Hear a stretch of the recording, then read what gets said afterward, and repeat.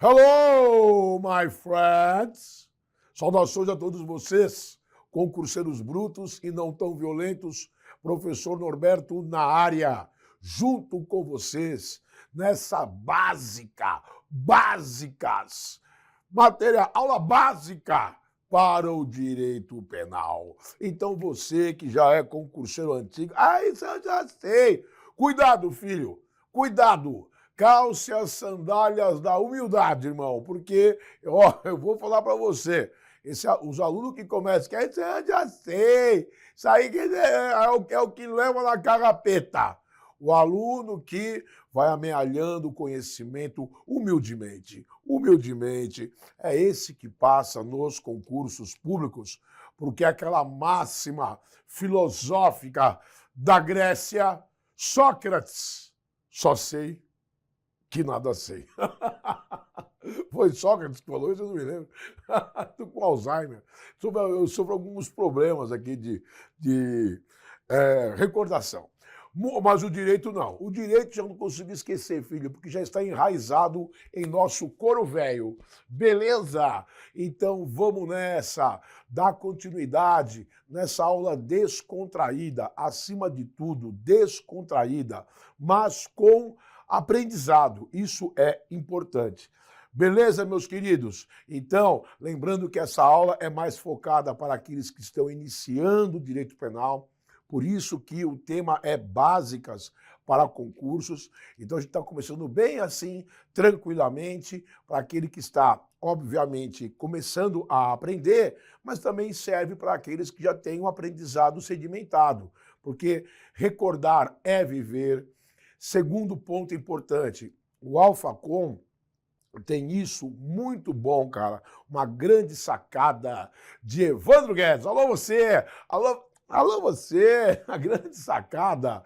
Vários professores de direito penal. Então aqui o direito penal não é um monopólio, cara. Então você, com cada professor, tem uma pegada. Logicamente que a gente sabe disso. Uns assimilam melhor a matéria de um jeito de exposição em relação a outro jeito de exposição. Mas saiba que nós aqui, professores do Alphacom, somos todos irmanados. É como se fosse uma grande família profissional. E eu acho isso muito bacana, porque cada um traz um pouco de conhecimento. Um vê de um jeito, o outro acrescenta mais uma coisinha, o outro faz mais uma lembrança, e isso é importante. Várias óticas do direito por meio de vários professores. E é assim que você monta o seu glorioso caderno de estudos que vai possibilitar a sua aprovação. Quando eu era concurseiro, eu tinha um caderno, cara, de estudos, meu amigo, de português, porque eu arregaçava, eu tinha dificuldade em português, então eu caprichei nesse caderno de português. Cara, esse caderno ele me acompanhou por muitos anos, mesmo depois que eu fui aprovado em concurso público, e eu tinha lá as anotações que cada professor falava, me auxiliou muito, por muito tempo. Então, meus queridos, sem mais delongas, vamos para cima, vamos de direito penal, vamos de Código Penal Brasileiro, dando continuidade daquilo que nós vimos no nosso último encontro. E se você não se recorda, eu estou aqui para facilitar essa sua rememoração. Então, estávamos falando no último encontro sobre o Código Penal Brasileiro, sobre a parte geral do Código Penal Brasileiro, que começa no artigo 1º, lá no princípio da anterioridade da lei, no princípio da legalidade, e vai até o artigo 120, beleza? Óbvio que, para concurso público, tudo vai depender do concurso que você vai prestar, mas, via de regra, Código Penal Brasileiro, parte geral, a maioria dos concursos, ele se prende mais do artigo 1º até o artigo 31. Do artigo 32, que diz respeito apenas para frente, até o final da parte geral, alguns concursos específicos pedem esses temas. Então nós estamos pegando aquele tema que é mais relevante, que é necessário para o seu aprendizado. Para quê? Para você poder interpretar a parte especial. Então é nesse contexto que nós estamos pegando aqui, dando para você subsídios da parte geral, porque como eu já falei no encontro anterior, tem muito concurso de direito penal que só cai a parte especial, só cai os crimes. Mas para você entender os crimes, você tem que ter um mínimo conhecimento da parte geral. Então é isso que nós estamos nos propondo a fazer com vocês neste momento maravilhoso. Então, do último encontro nosso sobre a parte geral, eu comecei a falar sobre a teoria do crime. Comecei a falar, mas não concluí. E hoje nós vamos concluir a teoria do crime, que está compreendido entre os artigos 13 até o artigo 25. Beleza? Se você não se recorda do que nós falamos no último encontro, não tem problema, porque eu vou lembrar você desse assunto agora. Eu subdividi o tema teoria do crime em 16 subtemas. É como se fosse uma espécie de roteiro de estudo. E nós já começamos esse estudo. Quando? Quando nós começamos a falar primeiro sobre o conceito de infração penal. Lembra disso, menino? Lembra disso, menina? Lembra disso, menine? Menine, lembra disso? Então eu vou recordar você, irmão. Infração penal, o que eu falei, é igual a uma equação matemática. Infração penal corresponde a crimes e contravenções penais. Lembrando que infração penal é o gênero do qual crimes e contravenções penais são espécies. O Código Penal brasileiro cuida dos crimes. Agora, existe a lei das contravenções penais, que cuida propriamente desse tipo de infração penal, a contravenção penal, mas eu achei interessante, desde já, fixar na sua ideia que quando se fala em infração penal, eu estou me referindo a crimes e contravenções penais. Sempre lembrando que o crime é mais grave do que uma contravenção penal. A contravenção penal é chamado de crime anão ou crime formiga, porque é um criminho desse tamanhinho, beleza? E o que difere o crime da contravenção penal, eu já falei isso, é o valor do bem jurídico tutelado pelo Estado. Quanto mais relevante o bem jurídico a ser protegido pelo Estado, crimes. Quanto mais irrelevante o bem jurídico a ser protegido pelo Estado, contravenção penal. Lembra que eu falei? Porte legal de arma, crime ou contravenção penal? E a resposta é depende, porque se for uma arma de fogo, com certeza estamos nos referindo a crime do Estatuto do Desarmamento. Se eu falar para você porte legal de arma branca é uma contravenção penal, lei das contravenções penais. Lógico que é muito mais grave, por assim dizer, portar ilegalmente uma arma de fogo do que portar ilegalmente uma arma branca. Mas tanto o crime quanto a contravenção penal, não podemos esquecer, ambos são infrações penais, beleza? Depois nós falamos sobre o primeiro conceito de crime. E só para concluir, né? Podemos só finalizar dizendo que crime é mais grave do que contravenção penal? Sim. E a essência, a diferença entre essas duas infrações penais repousa principalmente no tipo de penas. Para crimes, penas privativas de liberdade de reclusão ou detenção que podem ou não vir vinculadas a uma multa. Para as contravenções penais, as penas são prisão simples e ou multa. Beleza? Aí sim pacificamos a questão. E não se esqueça da existência das infrações penais de menor ou baixo potencial ofensivo da Lei 9.099 de 95 ou da Lei 10.259 de 2001, ambas leis que dizem respeito ao Juizado Especial Criminal, respectivamente, nas esferas estadual e federal, e essas infrações penais de menor potencial ofensivo, você já sabe, são os crimes com pena máxima até 2 anos e todas as contravenções penais. Muito bom! E aí começamos com o primeiro conceito de crime. E eu disse para você, amigo, amiga, amigue, crime é uma equação matemática, fato típico, antijurídico, culpável. E a primeira definição veio com o elemento punível. E com o passar do tempo, eu disse que punível, a necessidade que a pessoa tem de ser punida, não integra mais o conceito de crime, mas é óbvio que quem comete crime tem que ser punido. Então, o conceito de crime analítico ficou sendo como fato típico, conduta humana ativa ou omissiva previsto em lei como sendo crime. Fato antijurídico, aquele fato, aquele comportamento contrário ao regramento social. E a pessoa tem que ser culpável, capacidade de responder criminalmente pelos seus atos. E nós vimos que no Brasil, quem não apresenta culpabilidade são os menores de 18 anos, os loucos e os silvícolas. Primeiro conceito de crime, nós vimos isso.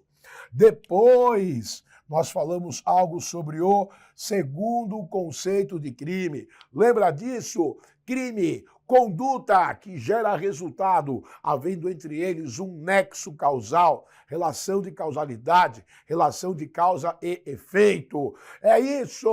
Então tá lá, deu uma paulada na cabeça do caboclo, nasceu o galo na cabeça do caboclo. Conduta, dar a paulada. Resultado, nasceu o galo. Nexo causal entre a paulada e o galo na cabeça do caboclo.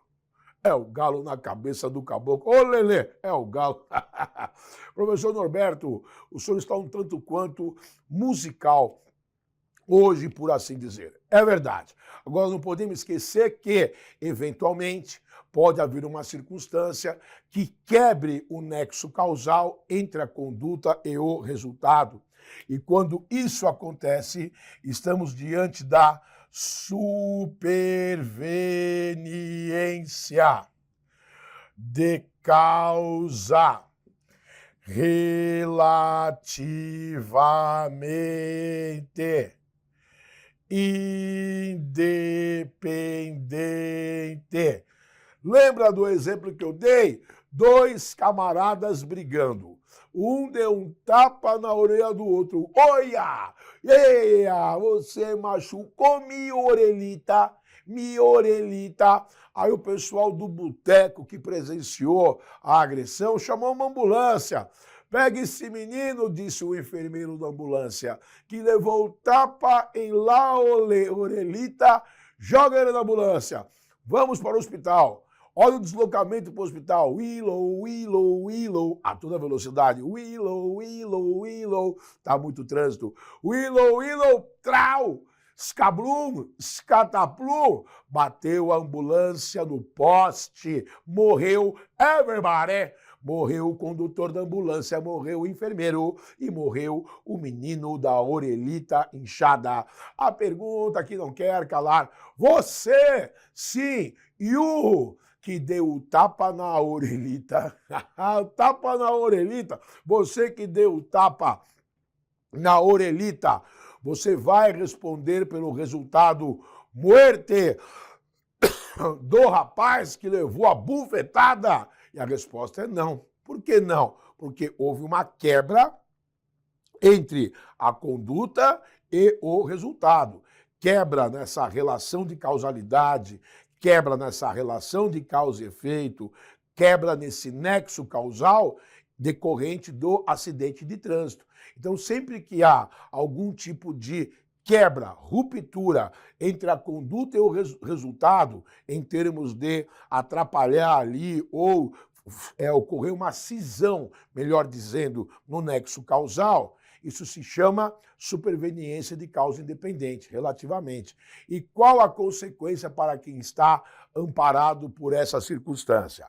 A consequência é, não vai responder pelo resultado ocorrido, não vai responder. Mas, porque não foi você que ocasionou a morte. Quem ocasionou a morte foi o motorista da ambulância que bateu a porra do carro no poste. Mas você vai responder pelos atos praticados. Deu tapa na orelha do caboclo, a ambulância socorreu o caboclo, bateu no poste, o caboclo morreu, você não responde pelo resultado da morte. Não foi você que causou a morte, mas você vai responder pelos atos praticados. Era isso que você não podia esquecer.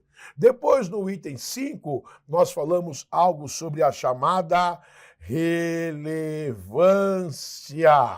da omissão penal. A relevância da omissão penal. Quando que a pena aumenta em relação àquele que se omite? Se omite em relação àquele que tinha o dever legal de enfrentar o perigo. Se omite em relação àquele que assumiu o papel de garantidor. Se aumenta a pena em relação àquele que se omite quando ele foi o responsável, foi ele que criou o risco. Nós falamos sobre isso, beleza? Então, a pena aumenta quando essas pessoas que não poderiam se omitir acabaram assim procedendo. Isso se chama relevância da omissão penal. A conduta desses que deveriam ter feito algo e não fizeram é considerada como sendo uma omissão imprópria ou condutas comissivas por omissão. Beleza? Professor, aumenta de quanto a pena? A lei não diz, é critério do magistrado aferir o grau de aumento de pena nesses casos, ok? Muito bom. Depois, meus queridos, nós começamos a falar no nosso último encontro sobre o iter criminis. Você lembra disso? As fases do crime. Ah, essas fases maravilhosas. Lembrando que o crime é como se fosse um ser humano. Ele nasce, cresce, se desenvolve, atinge a maturidade e morre. Então o crime tem fases. E quais são essas fases? Qual a importância de cada uma dessas fases? Relembrando, primeira fase, cogitação. Pensar o crime não é crime, mas a premeditação do crime influencia como causa de aumento de pena a ser analisada pelo juiz quando da aplicação da sanção. Beleza? Pensou o crime, segunda fase, atos preparatórios. E você também viu, aprendeu que preparar-se para o crime não é crime, mas existem exceções, existem legislações que punem determinados atos preparatórios, como é o caso da lei de terrorismo. Lá tem previsão de punir, tipificado como sendo crime, atos preparatórios para a prática do terrorismo. Mas, em regra, não se pune o crime nos atos preparatórios. E aí você viu que, depois de cogitar, depois de se preparar, você foi para os atos de execução.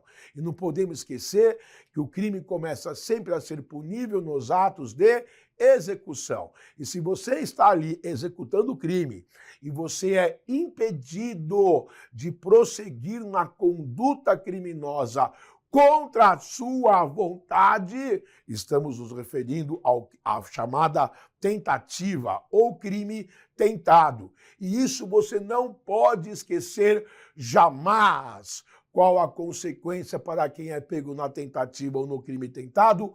Pune nas penas do crime como se fora consumado, mas o juiz é obrigado a diminuir a pena de 1/3 a 2/3. Essa é a consequência para quem é pego no crime tentado. Mas, se ninguém atrapalhou você, você chega na quarta fase do iter criminis, que é a consumação. É quando estão reunidos todos os elementos do tipo penal. Ou então, você pode dizer que o crime consumado, ele ocorre quando a conduta praticada encontra exata correlação com aquilo que a lei diz ser crime. Essa é a quarta fase. E dissemos aqui que alguns crimes, excepcionalmente, têm uma quinta fase chamada de exaurimento. E o que é o exaurimento? Ele é um plus da consumação, ou seja, é uma etapa do crime que confirma que houve já a consumação anteriormente. A título de exemplo, eu citei o crime de concussão, um crime horroroso em que o servidor público vai exigir a vantagem indevida. Artigo 316 do Código Penal. Eu quero R$ 1.000, amigo, R$ 1.000 para não prender você em flagrante. Oh, policial, não faça isso comigo. Eu quero R$ 1.000. Eu quero. Não. Aí o particular entrega a vantagem ao policial. Gente, quando o policial exigiu a vantagem, o crime já se consumou. Porque a consumação do crime de concussão é na modalidade de exigir. Já consumou. Se o particular entregou o dinheiro ao policial, pegamos o policial por acaso, bem claro isso. Aí o policial botou o dinheiro no bolso. Esse dinheiro no bolso do policial não é a consumação. Isso é o exaurimento, é um plus da consumação. O dinheiro no bolso confirma que a exigência ou que a vantagem foi exigida. Beleza? Então, tranquilamente. E, salvo engano, meu amigo, salvo engano não é certeza, nós paramos aqui no nosso último encontro, estamos fazendo uma breve recapitulação, nós paramos aqui na classificação dos crimes. Classificação dos crimes com base no Código Penal Brasileiro, uma classificação bem sucinta. Então tem que saber que existem crimes dolosos, aquele que você age com intenção, existem crimes culposos, aquele que você age sem intenção, mas também vai ser punido. Óbvio que a pena de um crime doloso é sempre maior que a pena de um crime culposo. Agora não podemos esquecer os tipos de dolo. O dolo direto, quando você pratica a conduta e quer o resultado.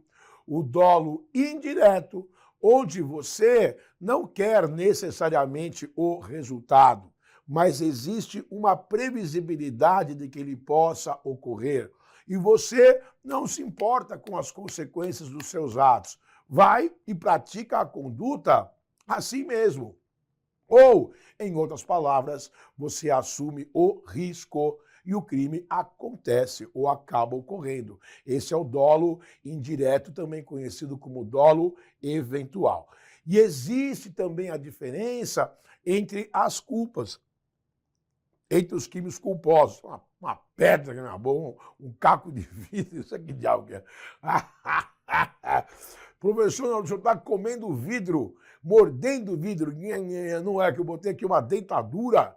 A dentadura, irmão. E os cacos da dentadura vão saindo, porque por isso escove os dentes todo dia. Chique, chique, chique, chique. Tá, mano, tá pensando o quê, porra? Então, voltando ao caso concreto, eu me distraí um momento, os crimes culposos.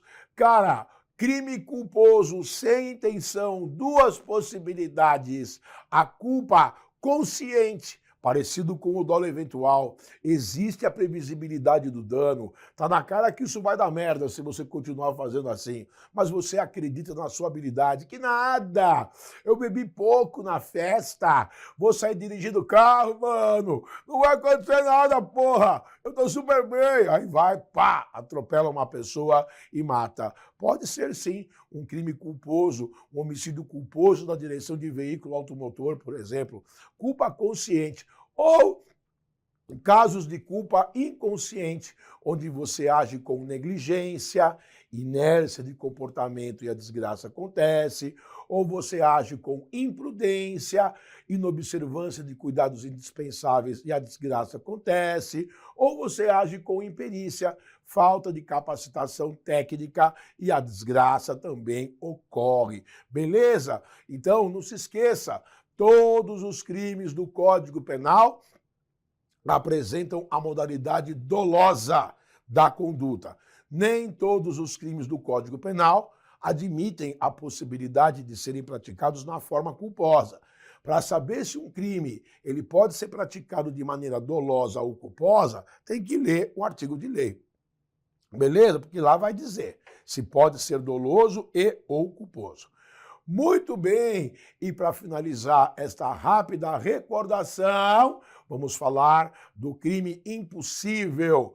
Crime impossível não pode ser praticado e o crime impossível se dá por duas circunstâncias.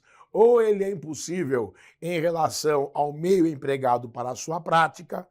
Tentar matar alguém com uma arma de brinquedo, nunca vai acontecer isso, impossível quanto ao meio, ou impossível em relação ao destinatário, ao objeto da ação criminosa. Você foi contratado para matar uma pessoa. Você foi na casa dessa pessoa que está lá deitada. Você puxa a arma, aponta para a pessoa e fala: morra, seu desgraçado, e trau, trau, trau. O que você não sabia é que essa pessoa já estava morta, filho. Ela teve um infarto do miocárdio faz 12 horas e você está atirando num cadáver.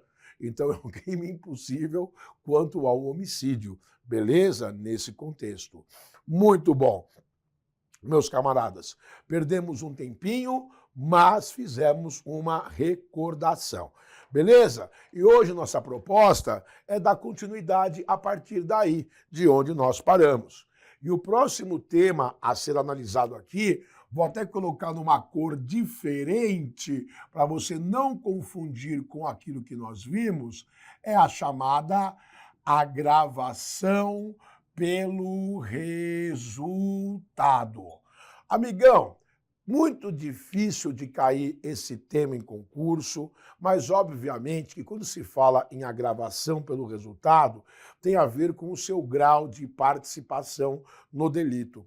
Eu costumo dizer que quanto mais a pessoa faz, mais ela leva. Quanto menos ela participa, ou quanto menos intensa for essa participação do criminoso na prática do delito, isso é levado em consideração, seja em crimes de natureza dolosa, seja em crimes de natureza culposa. Eu costumo dizer muito isso quando ocorre o concurso de pessoas. Então, várias pessoas estão reunidas ali, A, B e C, se juntaram para matar o José. Pobre José. Então, A, B e C vão para cima do José, dão porrada, tiro, bomba, facada. José morreu. Era isso que vocês queriam? José morreu. Então, agora vocês estão presos e vocês vão responder pelo crime de homicídio. Gente, eu não posso aplicar a mesma pena para A, B e C. Por quê? Primeiro, porque a Constituição Federal veda isso. É o chamado princípio da individualização da pena. Então, a pena tem que ser aplicada conforme o nível de participação. Porque, com certeza, na hora de matar o José, alguém deu mais porrada, alguém deu mais tiro, alguém falou, chega, chega, ele já está morto. Alguém falou, pera lá, vamos com calma. Então, é isso. A agravação pelo resultado está implicitamente vinculada ao seu grau de participação, mais intensidade, menos intensidade, dolo ou culpa na prática do delito. Suficiente, beleza? Para você entender esse dispositivo. Muito bom. E agora, no item número 9, nós vamos falar sobre a desistência voluntária. Ei! E vamos também falar sobre o arrependimento eficaz. Uia! Eu tenho a dizer que tanto a desistência voluntária como no arrependimento eficaz, eles estão contidos dentro de um mesmo artigo de lei. Quem age com desistência voluntária, quem age com arrependimento eficaz, são coisas distintas, mas o sujeito ativo ele sofre as mesmas consequências. Mas não podemos esquecer que desistência voluntária e arrependimento eficaz são coisas diferentes. Apesar de estarem previstas no mesmo artigo, apesar de causarem as mesmas consequências, contudo, são coisas diferentes. Então, vamos iniciar a falar aqui sobre a desistência voluntária. E quando eu falo sobre esse tema, eu costumo desenhar, irmão, desenhar, para você enxergar isso melhor. Então veja esta linda história da lavra do professor Norberto. Era uma vez, então eu vou fazer uma história aqui para desistência voluntária. Era uma vez um casebre. Um casebre, irmão, é um barraco, vamos ser honestos, é um barraco numa comunidade. E aqui mora Maria das Candongas. Meu Deus do céu. E Maria das Candongas, uma mulher trabalhadora, ela é batalhadora também. Todo dia ela acorda às 4 horas da manhã, anda por um caminho sinuoso, um caminho tortuoso, uma estradinha de terra, uma picada no meio do mato. Aqui é local ermo, hein? É mato para tudo quanto é canto aqui. Mas ela anda, irmão, ela caminha aí pelo menos 1 hora até chegar à rua principal, onde ela pega o seu ônibus para ir trabalhar. É mais uma brasileira decente na luta pelos seus direitos. É isso aí, é trabalhando, irmão. Bom, o que ela não sabe é que vizinho a ela mora José dos Anzóis. Olha ali o José dos Anzóis. E José dos Anzóis tem um fetiche. Ele tem um desejo, porque ele está de olho na boutique dela. Ele está de olho na boutique dela. Ele está de olho na boutique dela. Ele está de olho na boutique. Ah, professor Norberto, o senhor está numa aula musical hoje. José dos Anzóis tem um desejo. Ele quer estuprar, misericórdia, Maria das Candongas. Ele só pensa nisso. Ele está fixado nisso.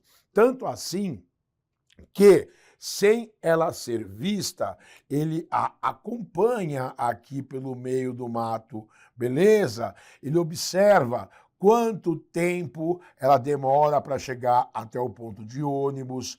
Ele verifica se pessoas transitam por ali. Ele verifica o tempo de demora de chegada do ônibus, porque ele quer estuprar essa mulher. É uma ideia fixa na cabeça dele. Inclusive, ele já encontrou aqui um barraco abandonado onde ele pretende consumar o crime de estupro. Beleza? A pergunta que não quer calar de cara é, em termos de iter criminis, em qual fase José dos Anzóis se encontra com base nas informações que eu lhe falei? Qual momento ele se encontra? Ele se encontra na cogitação? Ele se encontra nos atos de preparação? Ele se encontra nos atos de execução ou na consumação? Gente, para bom entendedor, basta entender que ele se encontra nos atos preparatórios. Até agora ele não cometeu crime algum. Preparar-se para o crime não é crime. Confere? Muito bom. No dia que ele julga pertinente, José dos Anzóis se esconde aqui, ó, atrás de uma moita, beleza? Aguardando a chegada de Maria das Candongas. Quando ela chega, José dos Anzóis já vai até ela e pica-lhe uma bufetada na cara. Trau! Para ela saber que a coisa não é brincadeira. Aí ele agarra a Maria das Candongas e arrasta ela até o barraco aqui. E chegando no barraco, ele joga-a sobre um colchão imundo, ele tira a sua roupa, ele engole um comprimido de Viagra. Plá! Ele faz uma meditação, rala, rala, rala, para obter a ereção. E quando ele está indo em direção a Maria das Candongas para praticar o crime de estupro, há uma explosão no barraco. Trau, trau, luzes, raio laser, fog, aquela fumacinha com cheiro de tutti-frutti, névoa. Rapaz, o que acontece? José dos Anzóis tem uma visão alucinante. Ele encontra a sua falecida mãe, vestida num baby doll, com asas de anjo flutuando no barraco. Eia! E a mãe diz, faleceu o fantasma, é the ghost, Ghostbuster, é o fantasma dizendo, filho, não faça isso, mamãe não gosta. Mamãe não gosta, não gosta. E do mesmo jeito que surgiu, trau, desaparece aquele espectro, não sem deixar levemente um rastro no ar de enxofre. Então é o capeta que está ali. Gente, depois dessa visão fantasmagórica, José dos Anzóis, não tem condição. Aí ele para, resolve não mais estuprar a mulher e ele está se vestindo. No exato momento que a polícia ouviu aquela gritaria e invadiu o barraco. Seu sem vergonha! Você está preso, diz a polícia para o José dos Anzóis. Você está preso pelo crime de tentativa de estupro. Eia! Gente, a pergunta é, houve ou não houve a tentativa de estupro? Pare para pensar. Não seja precipitado. Afinal de contas, José dos Anzóis, ele foi impedido de prosseguir por circunstâncias alheias à sua vontade? Ou foi ele que desistiu de continuar na prática delituosa? Então, me parece que ele resolveu desistir. Gente, o fantasma, o Ghostbuster, vamos chamar assim, o fantasma da mãe no barraco, nada mais foi do que a própria consciência de José dos Anzóis dizendo, não faça isso, cara, sua mãe não ia gostar que você estuprasse mulheres, pombas. Então, cara, a bem da verdade, foi uma crise de consciência e ele desistiu. Então, isso é a desistência voluntária.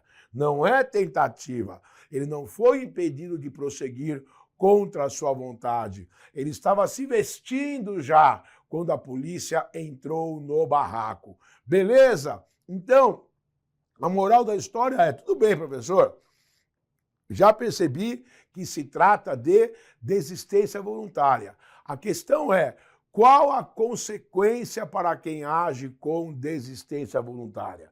Então, a história é essa. Quem age com desistência voluntária, o sujeito ativo não irá responder pelo resultado pretendido, porque você há de convir comigo. O que ele pretendia era estuprar a mulher. Ele se programou todo para estuprar a mulher, mas ele agiu com desistência voluntária. Então, quem age com desistência voluntária não vai responder pelo resultado pretendido, mas não vai ficar sem chumbo grosso, mas responderá pelos atos praticados. Muito bem. E quais foram os atos praticados por José dos Anzóis? Inicialmente, meteu a mão na cara da mulher aqui, pode ser uma lesão corporal de natureza leve. Depois, arrebatou a mulher até o barraco abandonado, pode ser um crime de sequestro e cárcere privado, agravado pela intenção de praticar ali atos libidinosos. Depois, ele arrancou a roupa da mulher. Podemos pensar aí, num primeiro momento, né, para não pensar muito em crimes novos do Código Penal, que tem a ver com a violência sexual, enfim. Vamos pensar, por exemplo, no crime de constrangimento ilegal, ok? Constrangeu com emprego de força física, violência, arrancar a roupa da mulher. Por exemplo, pouco importa qual o crime. O que importa é que ele não praticou o crime de estupro. Por quê? Porque ele desistiu. Então, quem age com desistência voluntária não responde pelo resultado pretendido, não vai responder pelo crime de estupro, mas vai responder pelos atos praticados. A lesão, o sequestro, o cárcere privado, eventualmente aqui o constrangimento ilegal, vai responder por isso. Pessoas mais incautas vão dizer, nossa, professor, mas ele vai responder por 3 crimes. Era só um estupro ou tentativa de estupro. Não ficou pior para ele? Lógico que não.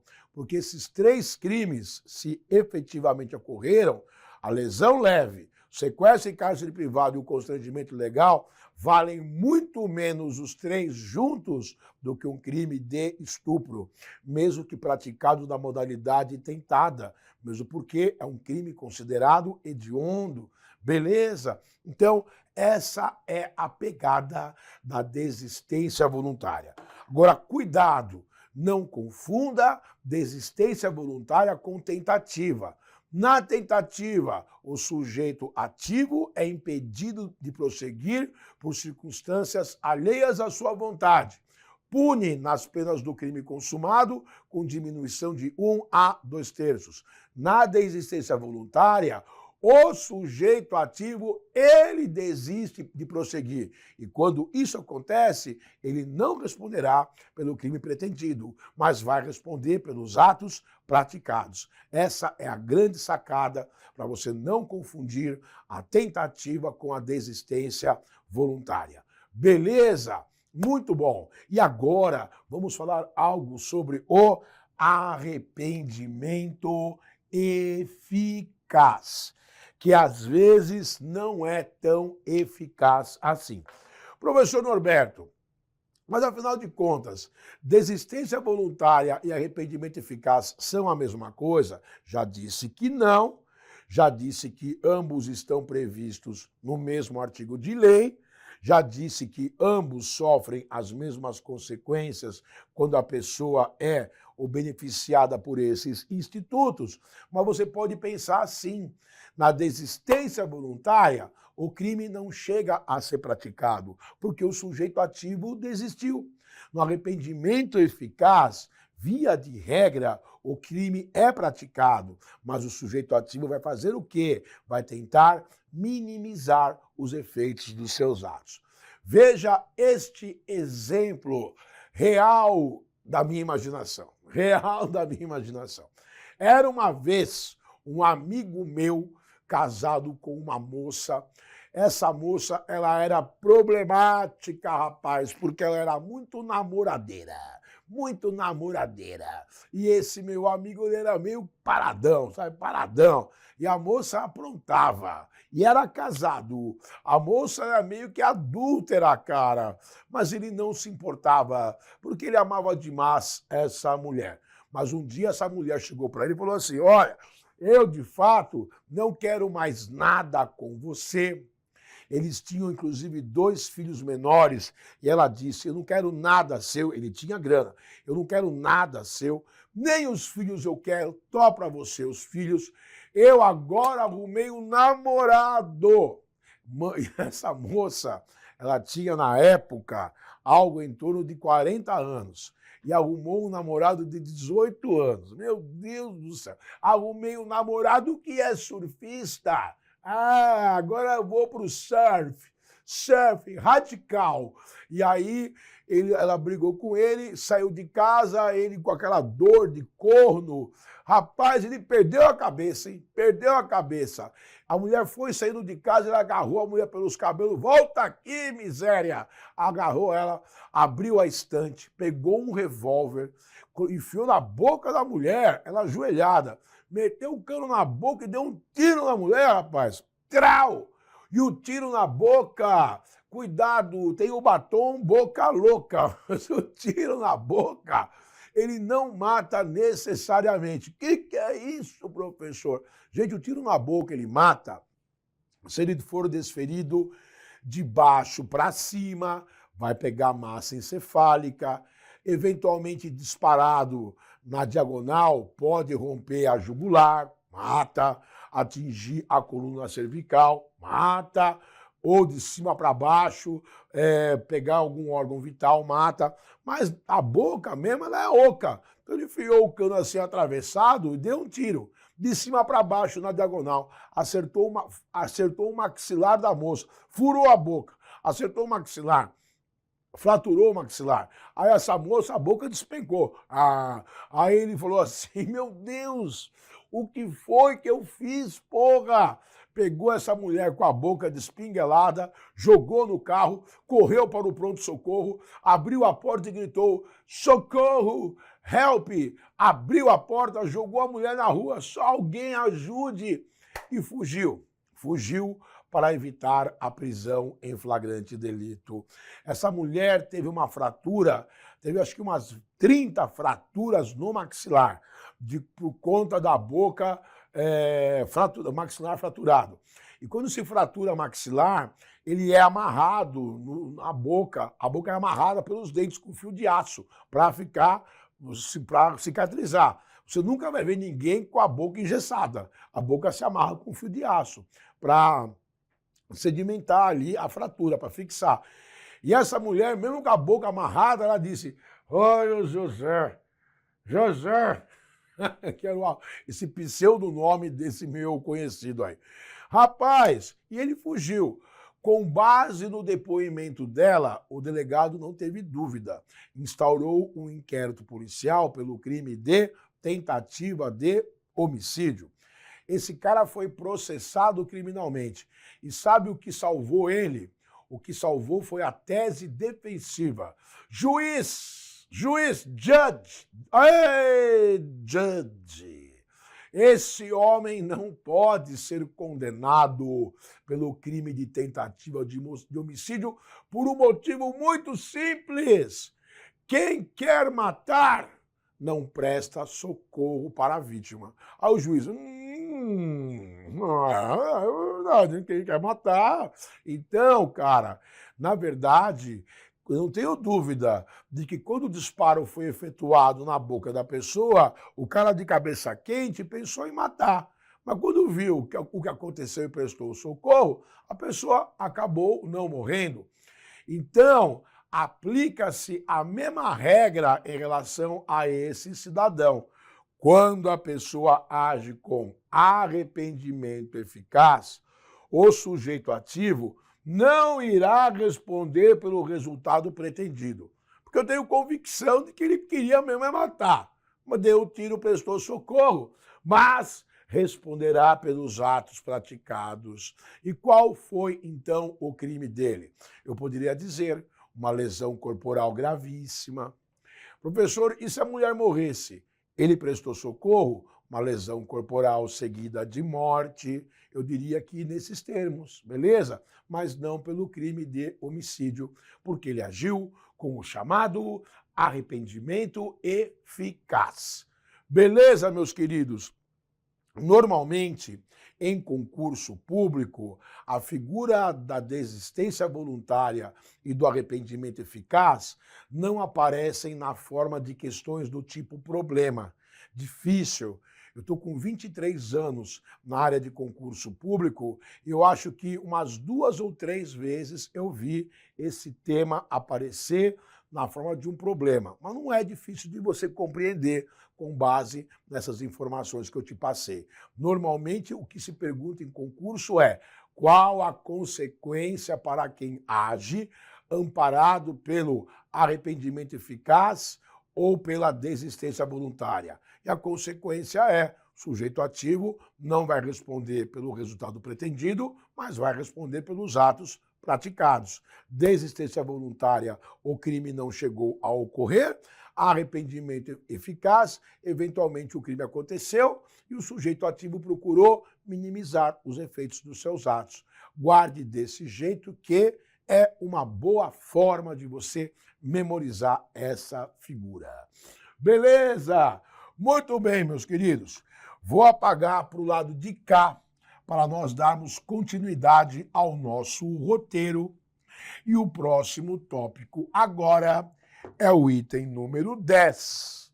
E o item número 10, ele diz respeito ao chamado arrependimento posterior. Eia! Percebeu que o direito é cheio de arrependimento? Arrependimento eficaz, arrependimento posterior.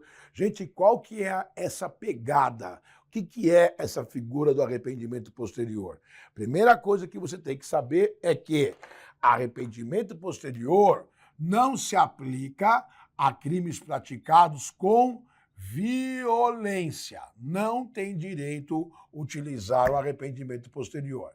O arrependimento posterior não se aplica a crimes onde houve grave ameaça.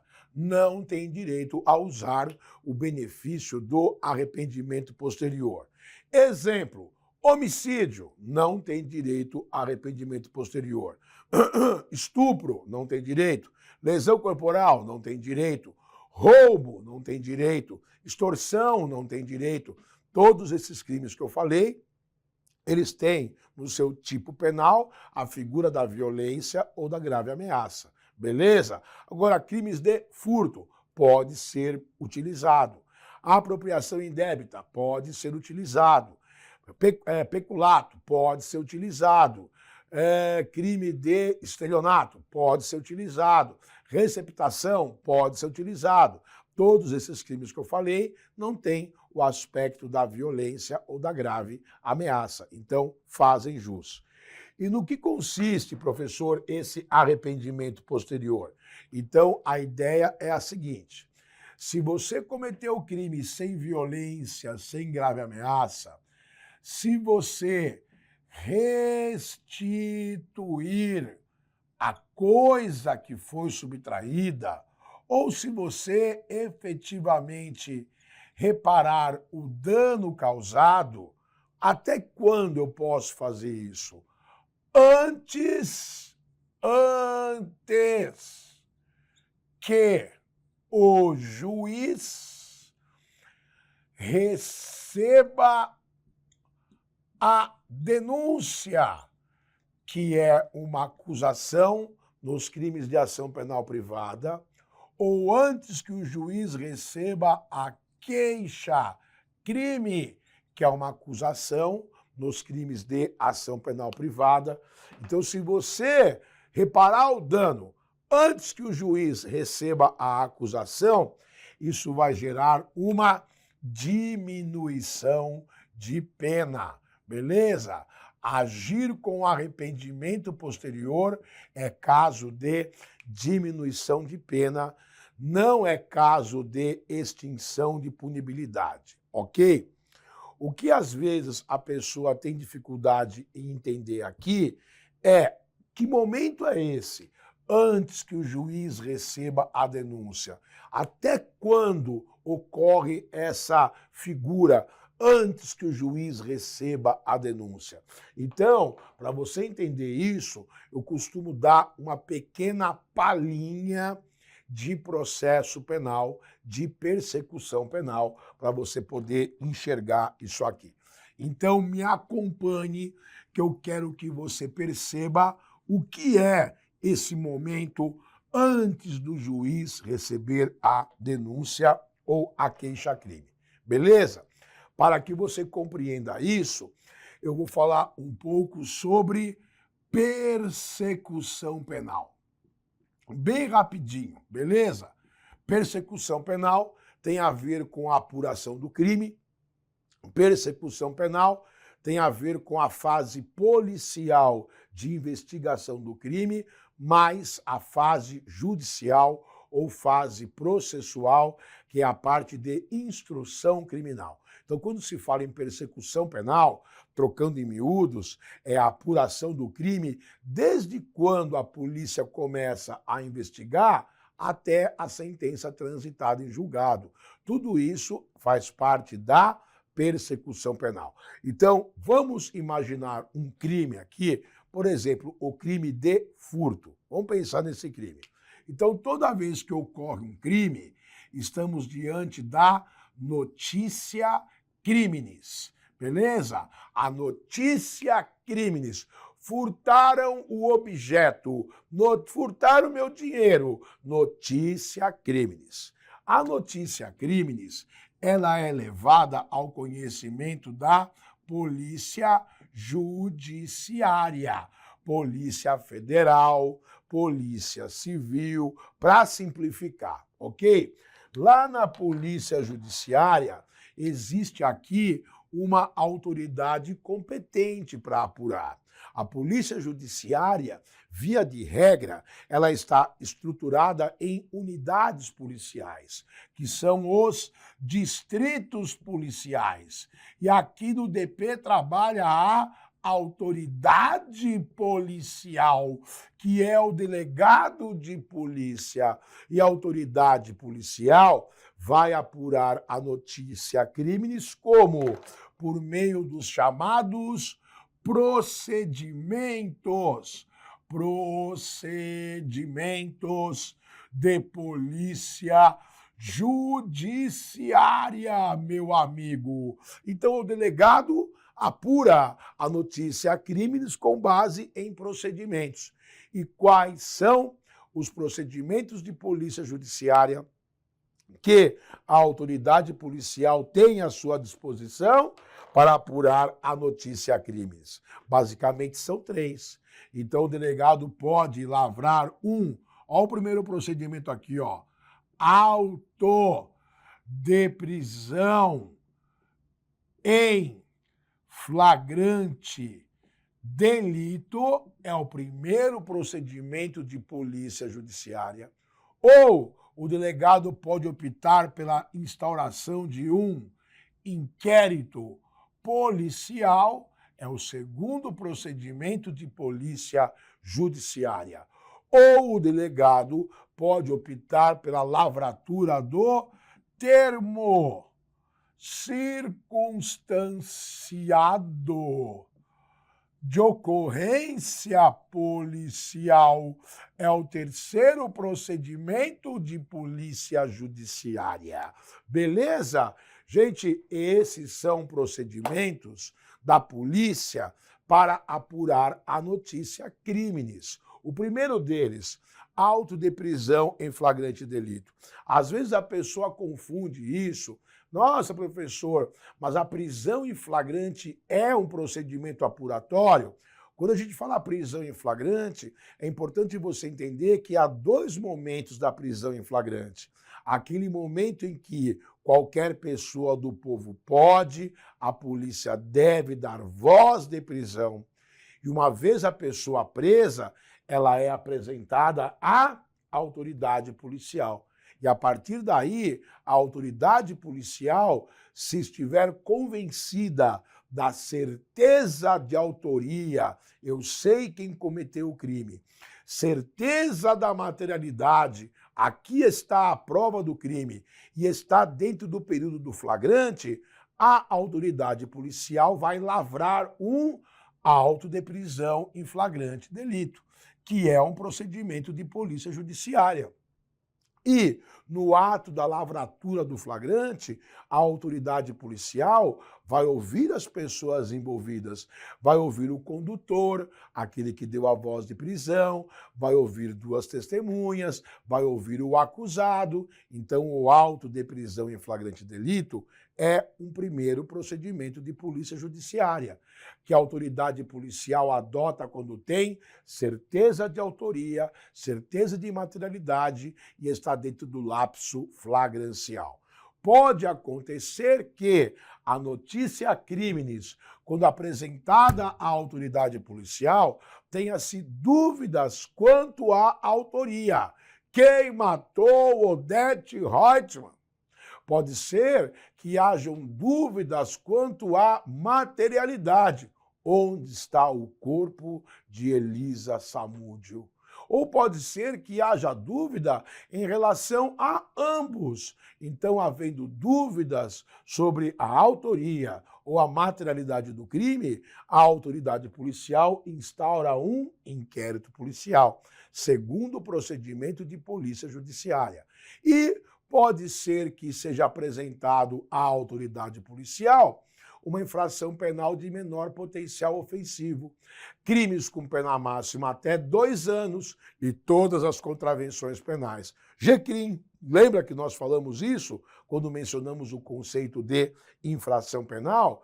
Então, se tratar de uma infração penal de menor potencial ofensivo, o delegado de polícia vai lavrar o termo circunstanciado de ocorrência policial. O terceiro procedimento de polícia judiciária. Cara, esses procedimentos, depois que eles foram instaurados ou foram lavrados, eles são indisponíveis. Ou seja, a autoridade policial não tem mais poder de arquivamento. Ela é obrigada a encaminhar isso para o fórum. Beleza? Fórum é o local de julgamento. Vai para qualquer fórum, professor? Não. Vai para o fórum da respectiva comarca, que é a área geográfica onde o juiz exerce o seu poder de jurisdição. Opa! E dando entrada aqui, perdão, e dando entrada no fórum, ele vai para a distribuição, que vai encaminhar para os locais de julgamento e vai chegar na mão do juiz. O juiz, ao receber os autos da apuração, ele faz remessa. Para quem? Para o representante do Ministério Público, se tratar de crime de ação penal pública. Ou então, o juiz faz remessa dos autos para quem? Para o querelante, se tratar de crime de ação penal privada. Para quê? Para que eles ofereçam as respectivas acusações. Se o MP entender que há crime, vai oferecer uma denúncia. Se o querelante entender que há crime, vai oferecer uma queixa-crime. E tanto a denúncia como a queixa-crime, elas voltam para o juiz. Pronto, meu amigo. Então, se você cometeu crime sem violência, sem grave ameaça, se você restituir a coisa ou reparar o dano, em que momento? Até aqui, ó, antes que o juiz receba a denúncia e a queixa-crime. A pegada é reparar o dano até aqui. Porque se você fizer isso, filho, a sua pena vai ser diminuída. É causa de atenuação da pena ou arrependimento posterior. Crimes sem violência, sem grave ameaça. Beleza, meus amigos? Me perdoe, tive que fazer uma rápida exposição aqui da persecução penal, porque quando o cara ouve devolver a coisa até quando? Antes que o juiz receba a denúncia. E quando que o juiz recebe a denúncia? Aqui. Então você pode reparar o dano na fase do inquérito policial, você pode reparar o dano aqui durante o flagrante. O que interessa é reparar o dano antes que o juiz receba a denúncia. E vou te dizer, hein? Entre a prática do crime e o recebimento da denúncia ou queixa-crime, tem um bom tempo para você refletir, para você pensar e para você restituir a coisa ou reparar o dano. Beleza? Para ser beneficiado pelo arrependimento posterior. Muito bem, meus queridos. Professor Norberto, quase 1 hora falando aqui, mais que a matraca. Vou tomar um gole de água. Me perdoe, amigo. Pronto. Para modo engraxar as goela véia.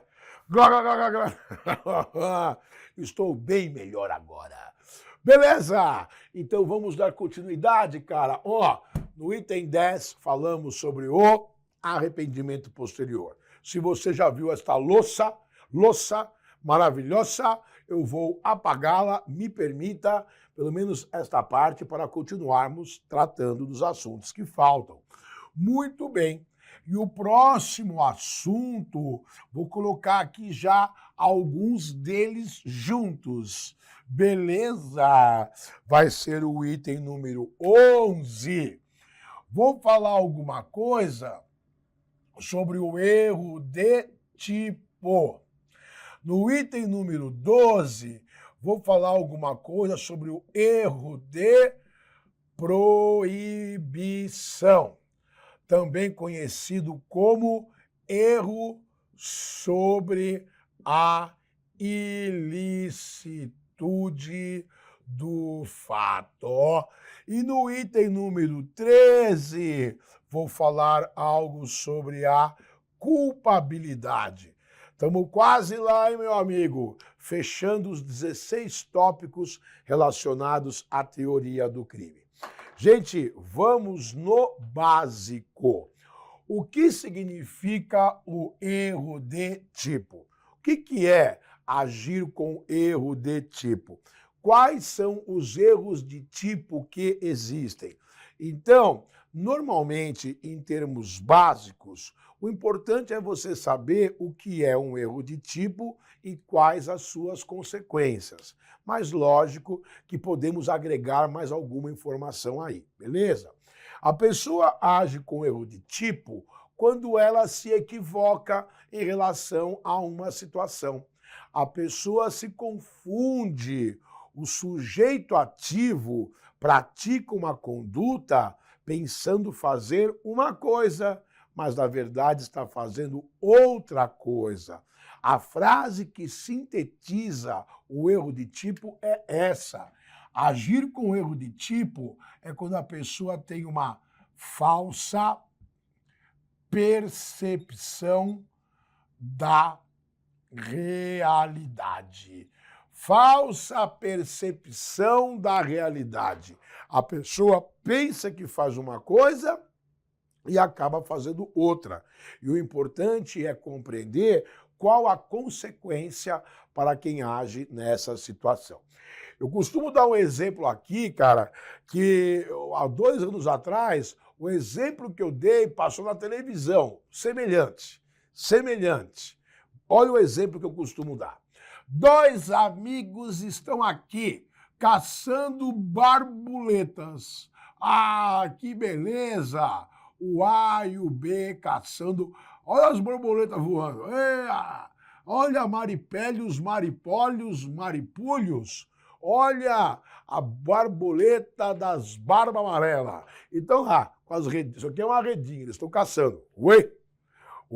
Veja, estão caçando borboletas nesta área aqui. Em dado momento, eles resolvem se separar. O A vem nesta direção e o B segue para aquela direção. Mas o B é um cara muito assim gozador, gosta de tirar um barato com a cara dos outros. E o B sabe que o A ele é cagão. A tem medo dos bichos da floresta.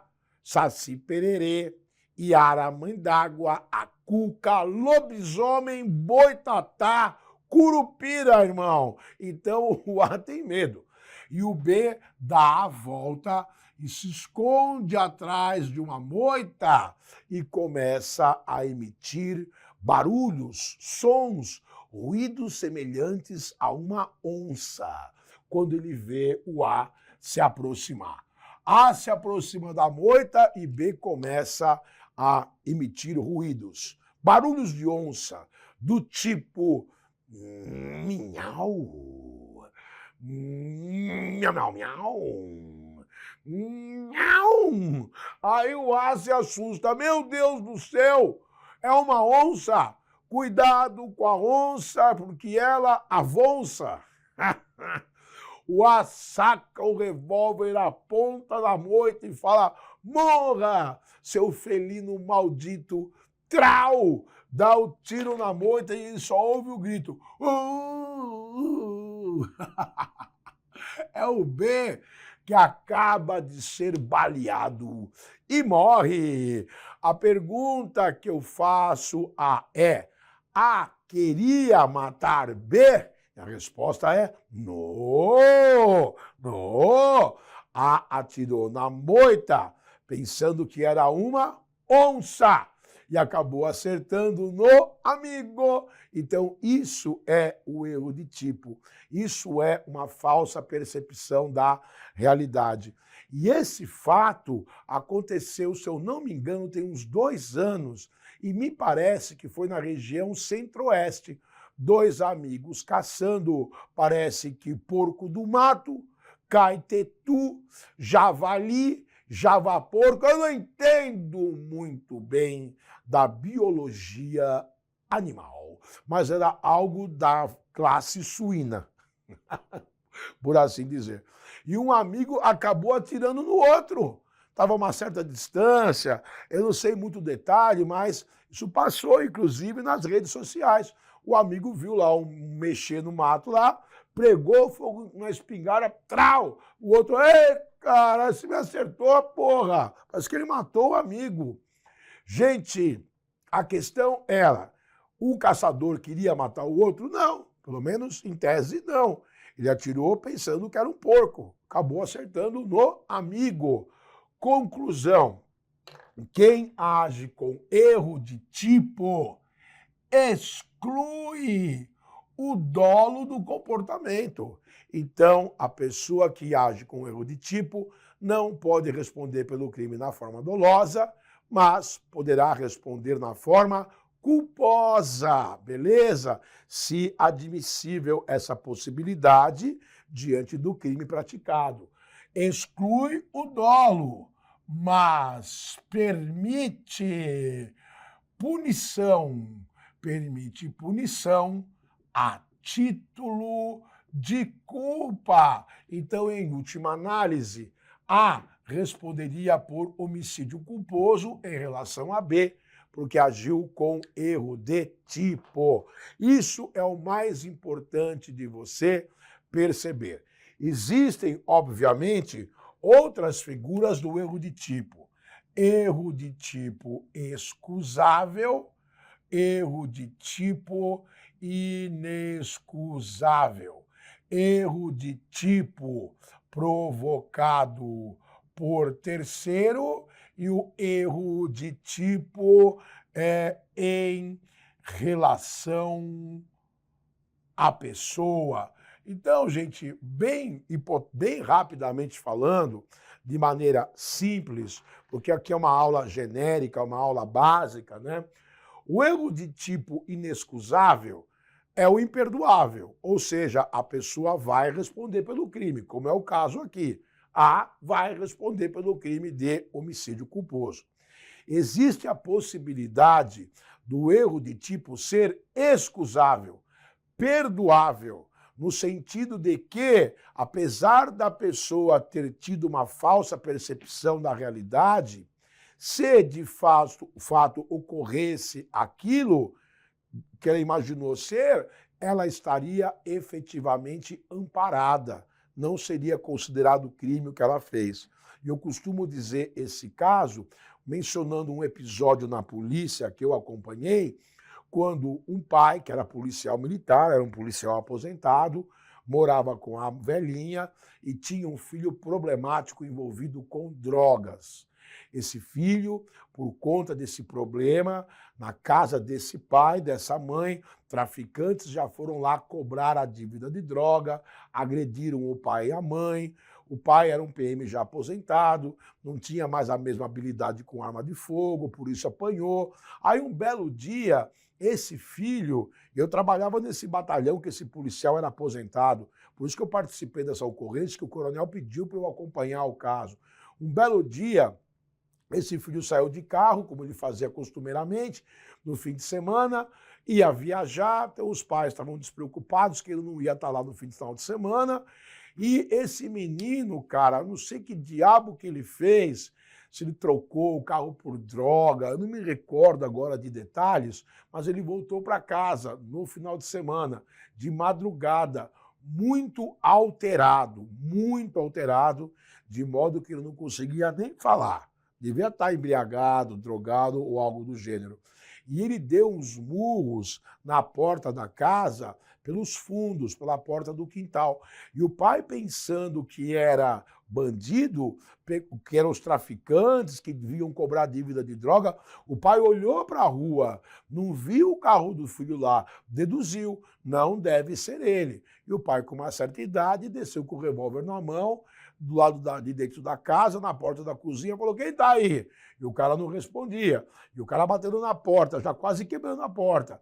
E o pai: eu vou atirar. E o cara não respondia. E em dado momento, quando a porta começou a ceder, o pai disparou. O tiro transfixou a porta e acertou o rapaz.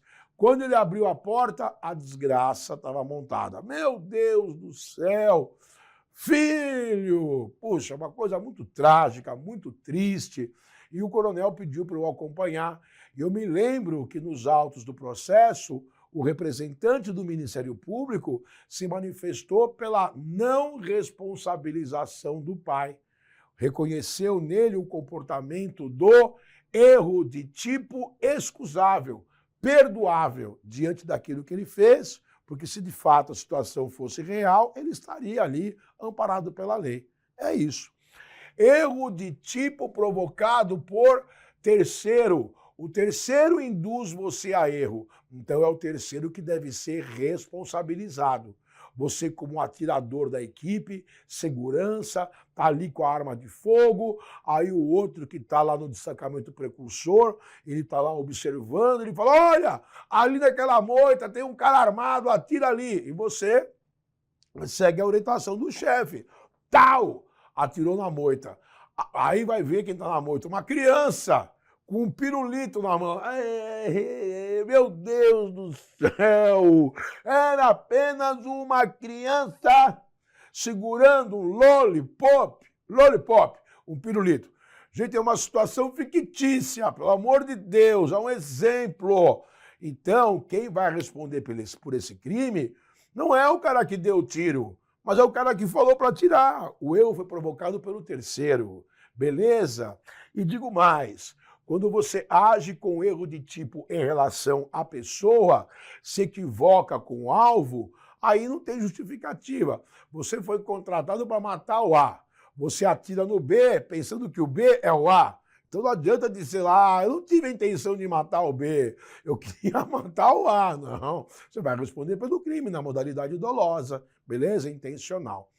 Só para você saber que existe essas figuras. Mas o mais importante aí é lembrar que erro de tipo é uma falsa percepção da realidade. E quando o erro de tipo acontece, exclui o dolo do comportamento do sujeito ativo, mas permite a punição a título de culpa. Beleza?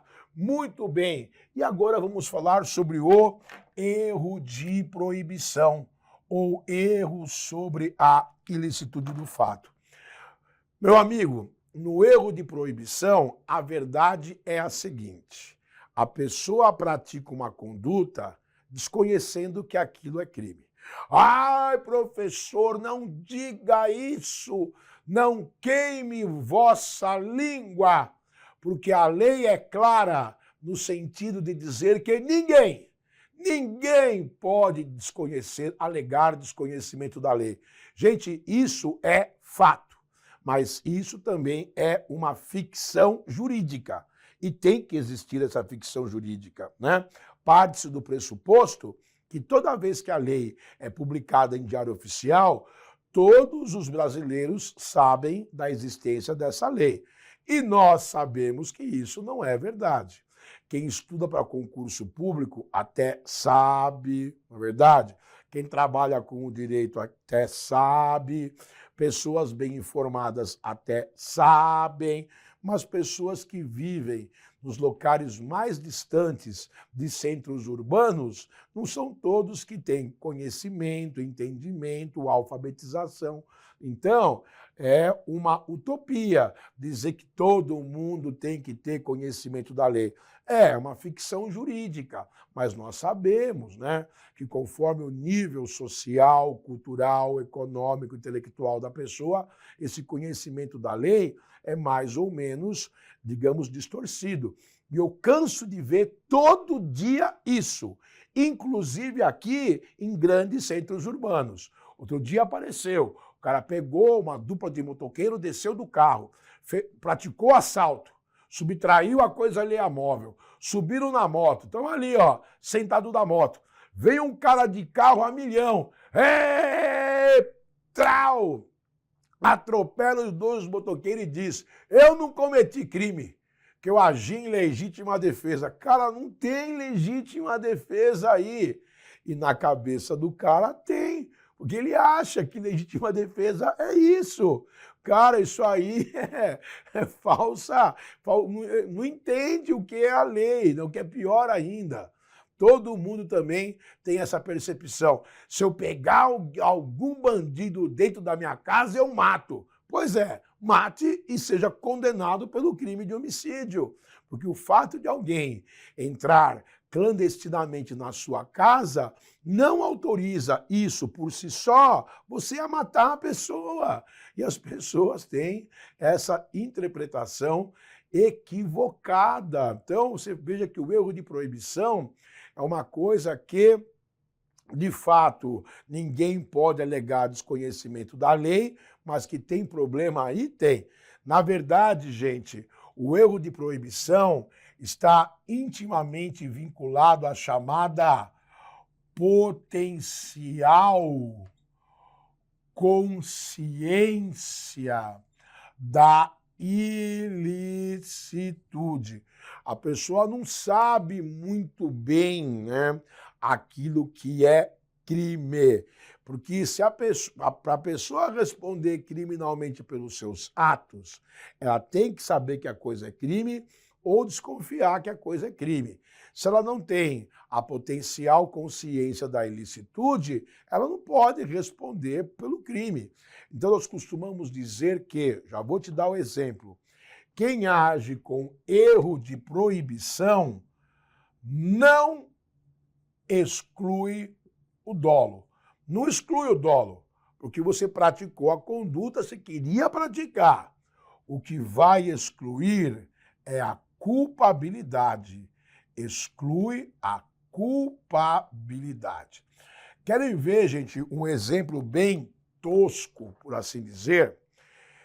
Imagine lá no interior do Brasil, numa região de sertão. É sertão, irmão. Não tem supermercado perto, não tem quitanda, não tem McDonald's, não tem Subway. Não tem Habib's, irmão, não tem nada. É no meio do mato. Aí a esposa diz para o marido, querido, não temos mistura para o jantar. Precisamos de alguma carne. Carne! Precisamos de carne. Ele pega a sua espingarda de caça e diz, pois não, querida, o que você gostaria para o jantar? Pacatatu, cotia não, hein? Ela fala, pode ser um macaquinho. De repente um guisado de macaco é uma boa. O marido fala, perfeito.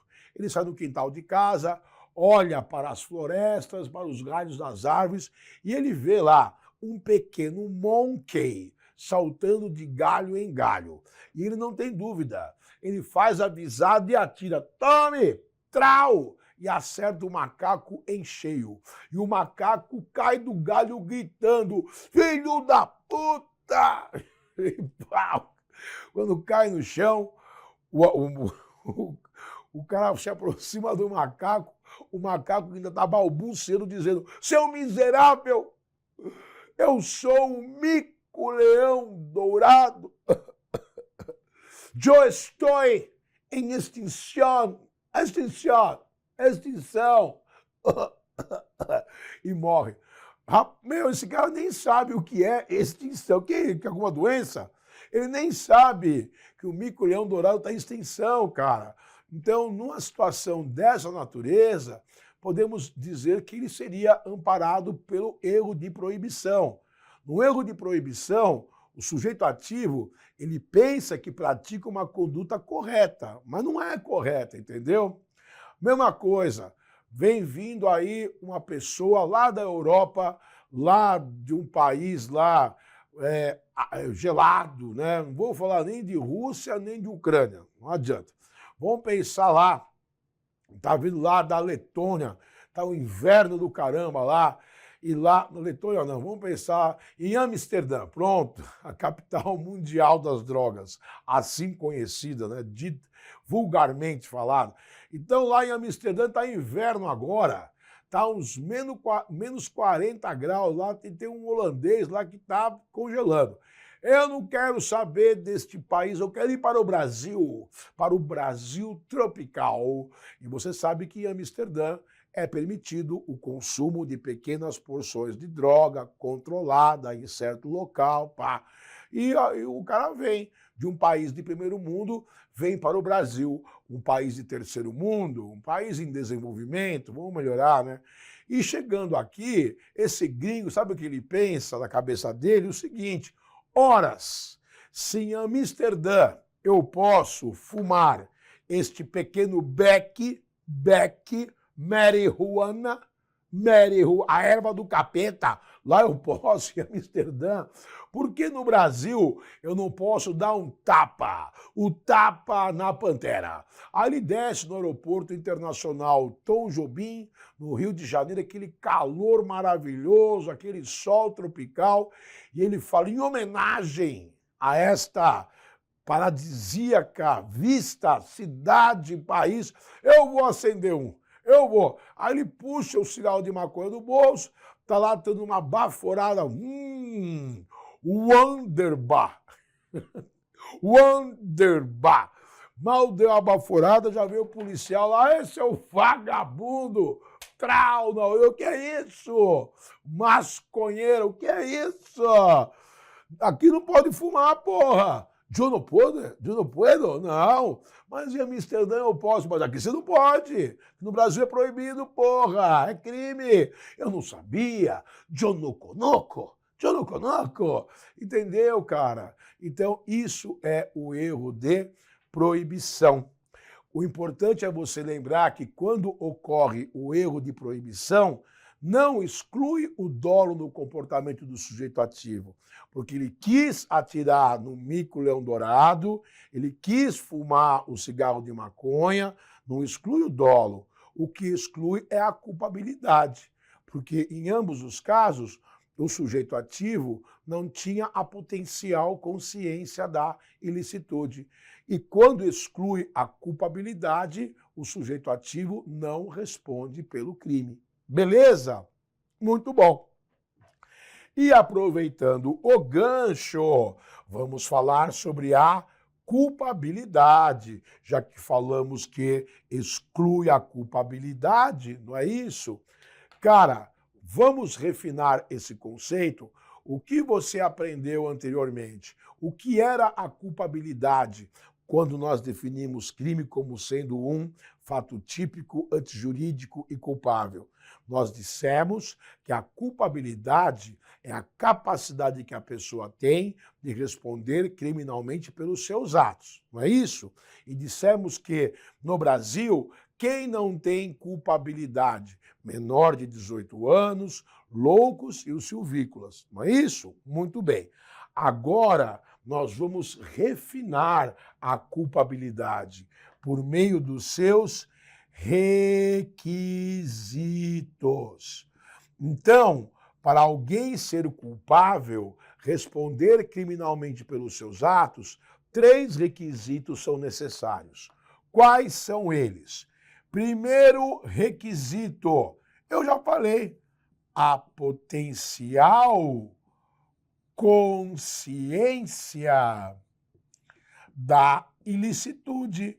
Para a pessoa ser culpável, ela tem que saber que o que está fazendo é crime, ou desconfiar que é crime, porque não sabe que é crime, não pode ser punido.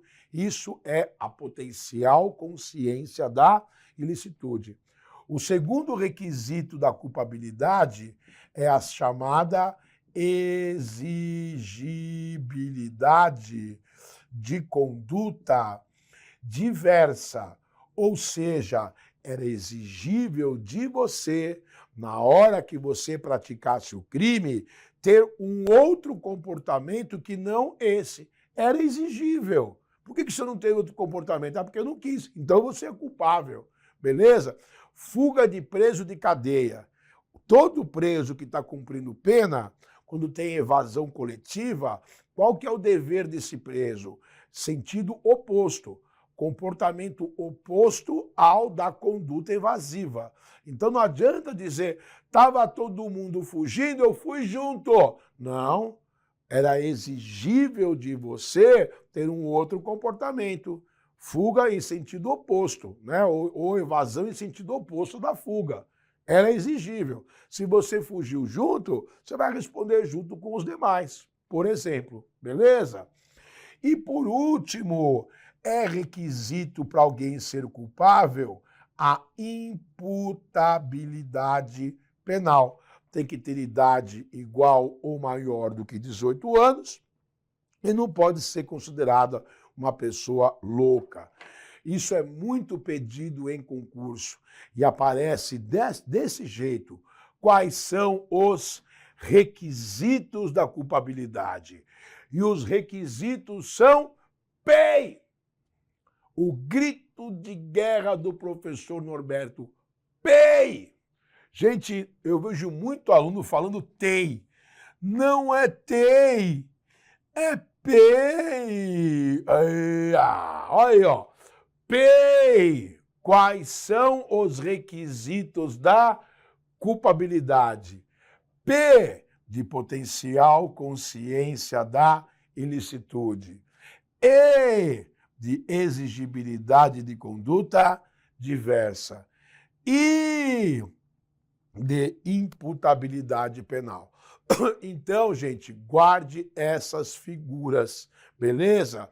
Quais são os requisitos da culpabilidade? A partir de hoje você responda PEI! PEI! PEI! Beleza? Muito bom, meus camaradas. Vamos apagar aqui esta outra banda do quadro para nossas exposições finais. Se você gostou da aula do professor Norberto, você dá um like aí, filho. Dá um like para a gente poder retornar com outros eventos, outros encontros. O AlphaCon faz sempre a vontade do aluno. Esse professor é interessante. Dá um like aí. A gente volta de novo. Não gostou? É um direito que lhe assiste. Eu prometo, eu vou melhorar, ok? Muito bom. Gente, nosso próximo tópico aqui é o item 14. São as chamadas excludentes de culpabilidade. No item 15, nós temos as chamadas excludentes de antijuridicidade ou excludentes de criminalidade ou excludentes de ilicitude. É tudo a mesma coisa. E no item 16, nós temos a chamada teoria finalista do direito. E aí nós fechamos o pacote de teoria do crime. Deixa eu dar uma última engraxada aqui na goela para nós fecharmos esse pacote com vocês. Gente, aqui vai na decoreba, irmão. Decora essa porra. Lembre-se que, importante lembrar disso, que crime é um fato típico mais um fato antijurídico mais um fato culpável. Para que seja crime, é necessário a ocorrência das três circunstâncias: o fato típico, antijurídico e culpável.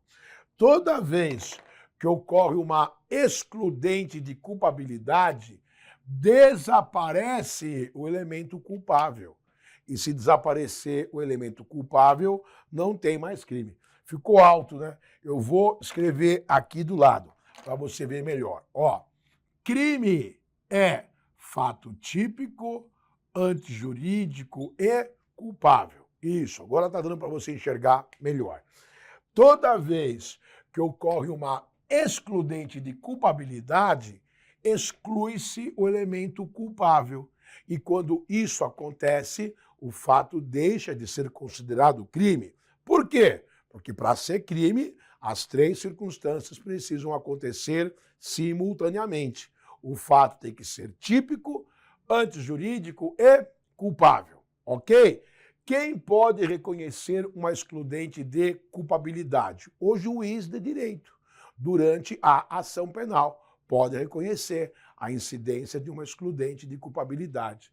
Quais são as excludentes de culpabilidade? Duas. Não comete crime quem age sob uma coação moral irresistível. Não comete crime quem age em face de uma obediência hierárquica à ordem superior. É uma ordem aparentemente legal. Então, cara, para a gente sintetizar isso aqui, ok? Quando no crime de concussão, o servidor público vai exigir a vantagem indevida do particular. Eu quero R$1.000 para não te prender em flagrante. E o particular diz, ó servidor, não faça isso, não me prenda, não me foda, não me ferre, tome o dinheiro, tome! O entendimento pacífico é que o particular não cometeu crime. Por quê? Porque ele foi vítima de uma coação moral irresistível. Quando isso acontece, exclui a culpabilidade do sujeito passivo, porque a vítima não tinha autocomportamento, a não ser ceder à exigência da autoridade que pediu a grana. Beleza? Segunda excludente de culpabilidade, obediência a uma ordem superior aparentemente legal. Porque se a ordem superior for manifestamente ilegal, quem responde pelo crime? Quem deu a ordem e quem cumpriu a ordem. Então amanhã, se por exemplo, um delegado de polícia fala, ó, pega essa grana que foi apreendida aí dos traficantes, põe metade no porta-mala do meu carro. Aí o policial fala, você é doido? É uma ordem, porra, põe metade no porta-mala do meu carro particular, pô. Se o policial, cumprindo ordem da autoridade, fizer isso, ele responde pelo crime de peculato, assim como a própria autoridade policial. O que exclui a culpabilidade é a ordem aparentemente legal. Veja este exemplo da minha lavra. Imagine aqui uma viatura policial. Aqui está o professor Norberto, capitão da Polícia Militar. Vou até desenhar aqui as minhas estrelas. E aqui temos um motorista que é soldado, temos um auxiliar que é soldado e o outro auxiliar aqui atrás soldado. E nós estamos em patrulhamento com a viatura. Isso aqui é uma viatura. E em dado momento uma pessoa aparece aqui na rua atravessando. E eu falo, parem essa viatura! Eu conheço esse mequetrefe, safardana, canalha! Ele é procurado pela justiça, ele é pedófilo, miserável, ele é pedido, prendam ele, porra! Gente, os policiais, entendendo que a ordem é legal, prendem o camarada. Ele é conduzido ao distrito policial e lá no DP tudo se esclarece. Quem era esse homem? Ele era o Ricardão. Ricardão, sim, aquele que saía com a mulher do capitão. Ah, não! Ah, não, capitão, você era chifrudinho. Sim, no exemplo. Sim. Então, cara, veja, os policiais, quando prenderam o cara, pensavam que faziam a coisa correta, pensavam que a ordem era legal. Então, eles não cometeram o crime, estão amparados pela excludente obediência hierárquica à ordem superior, aparentemente legal. Eu vou responder pelo crime, eventualmente abuso da autoridade. os demais não. Beleza? Muito bom, meus queridos. Para finalizar essa manga, excludentes de antijuridicidade. 4, a saber. Não comete crime quem age em estado de necessidade. Não comete o crime quem age em legítima defesa. Não comete o crime quem age no estrito cumprimento do dever legal.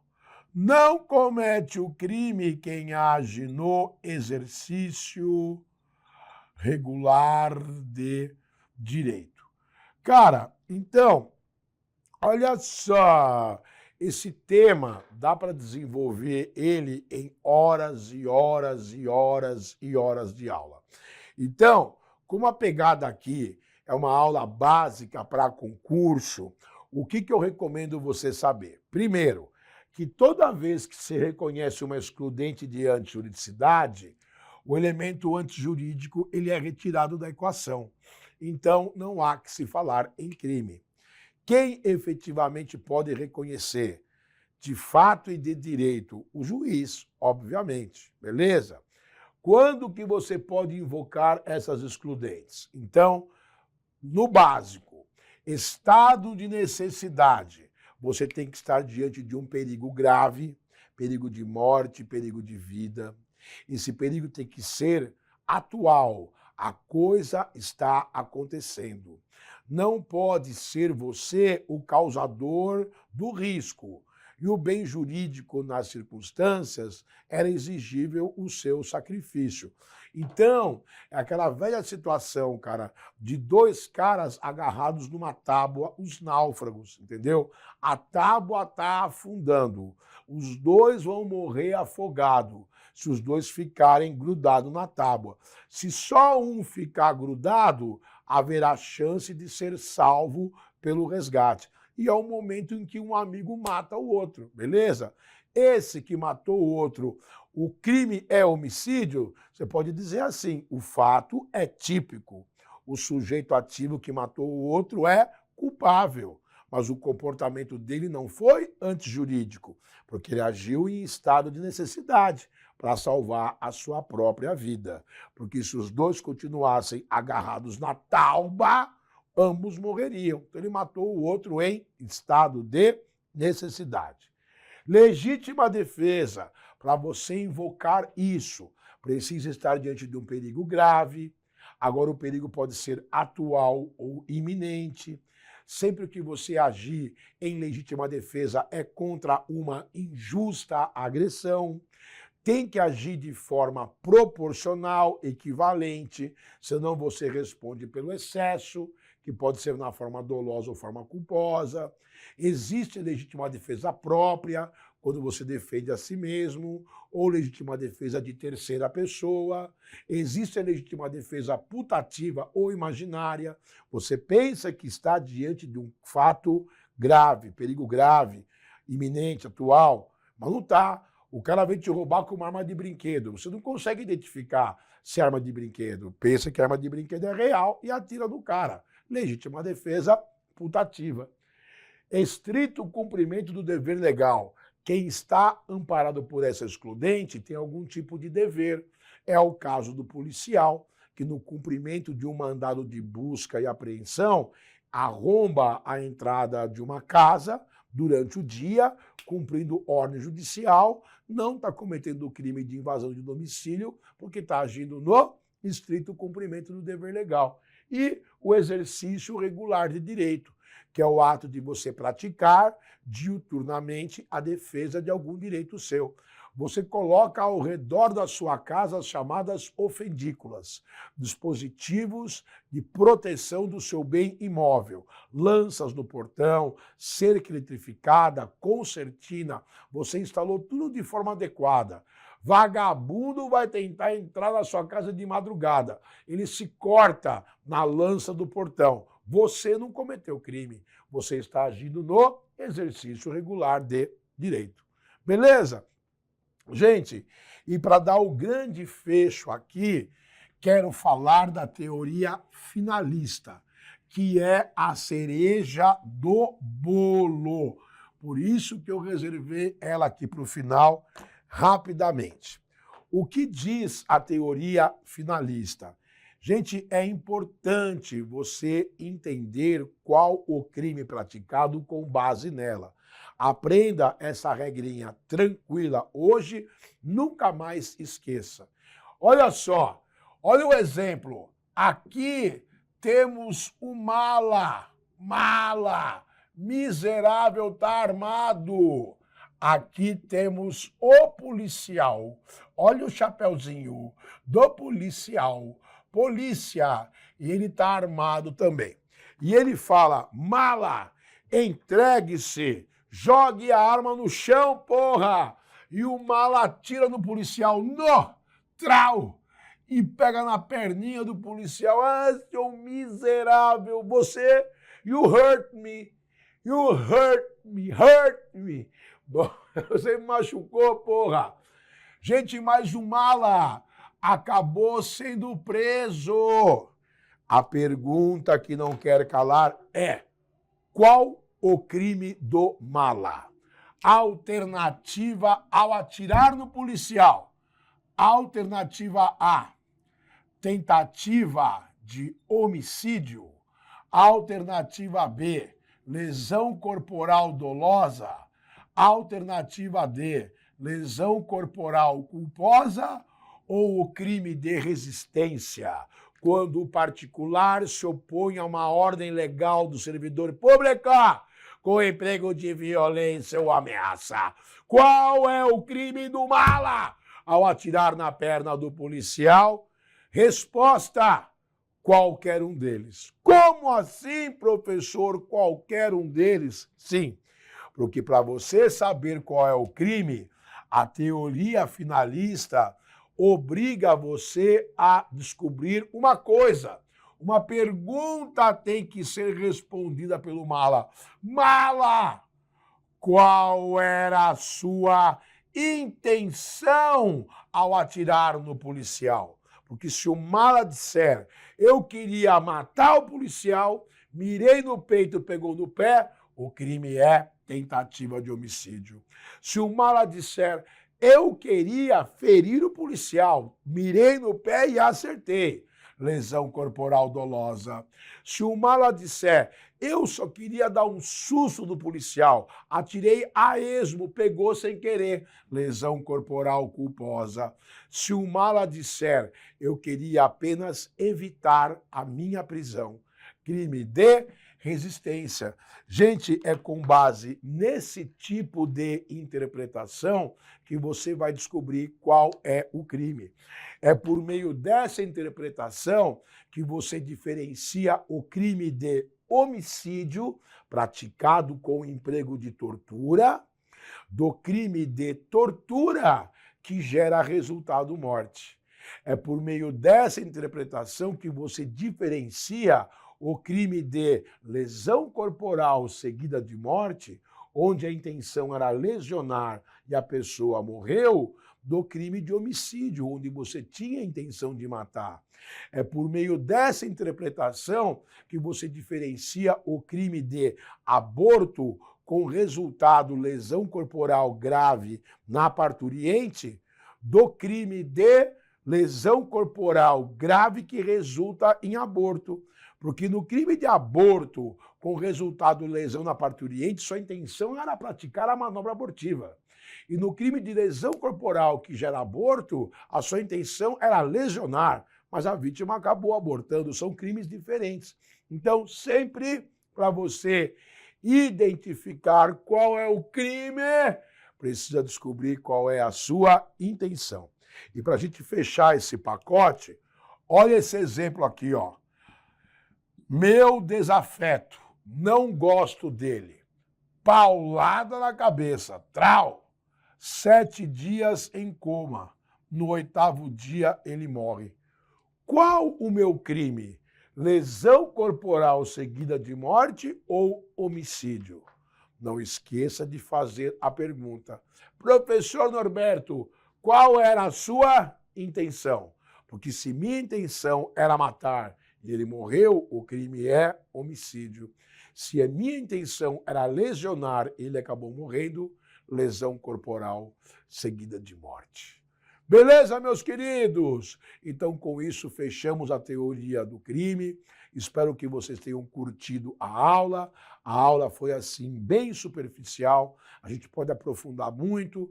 Logicamente que, para cada tipo de concurso, a gente apresenta a aula num formato, mas o básico para você conhecer do direito penal sobre esse tema é isso aí. Beleza? Que Deus abençoe todos vocês. Força, continue estudando, vai que a vaga sua, só é aprovado aquele que não desiste. E nós do Alfacom estamos juntos com você, todos nós, até o fim. Ok? Grande abraço, pau no gato. Uau! Fui!